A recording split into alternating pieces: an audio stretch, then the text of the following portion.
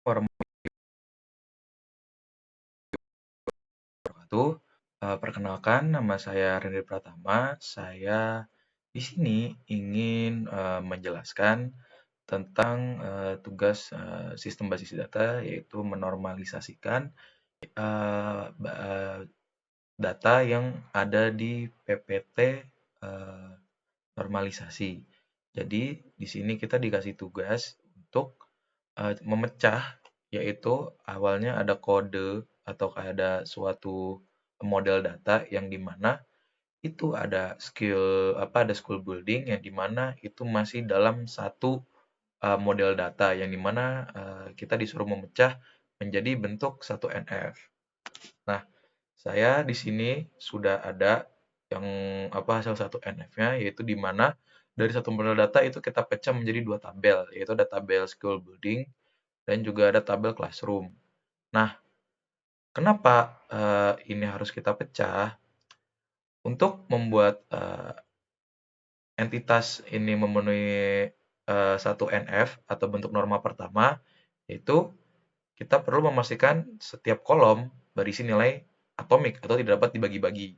Terus ada juga tidak ada pengulangan grup atribut dan harus memiliki kunci primer dan juga tidak ada kolom yang berisi beberapa nilai.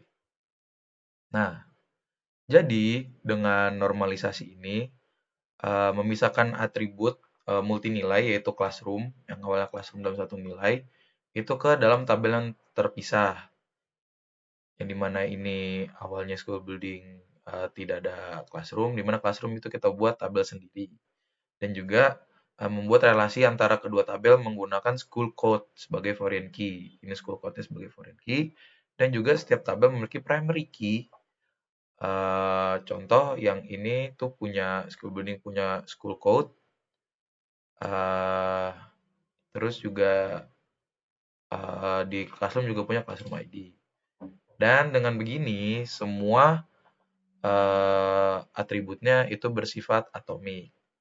Oke, untuk yang soal kedua, yaitu kita disuruh untuk mengubah menjadi bentuk normalisasi kedua.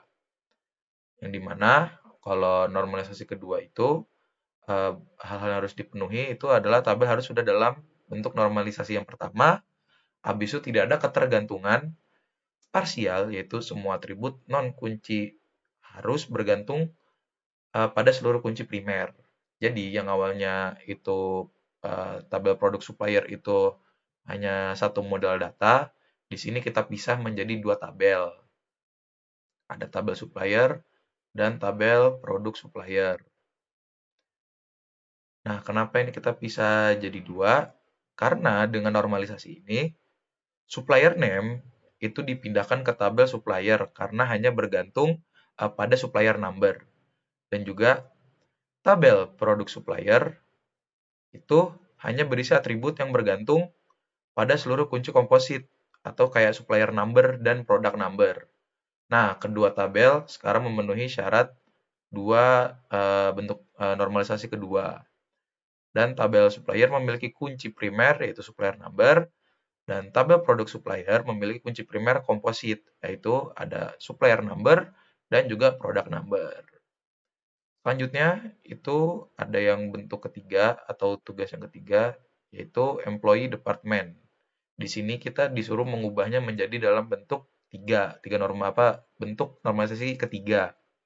Nah, eh, jadi hal-hal yang harus memenuhi dalam normalisasi ketiga itu tabel sudah dalam bentuk normalisasi kedua dan juga tidak ada ketergantungan transitif yaitu non kunci ke non kunci.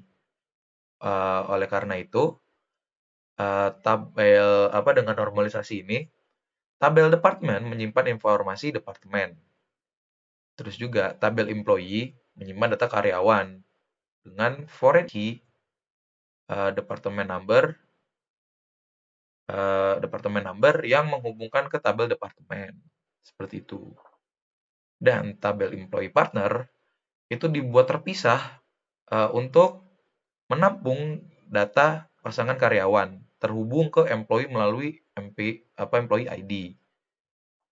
Nah, semua tabel ini sudah memenuhi bentuk sudah memenuhi syarat untuk bentuk normalisasi ketiga.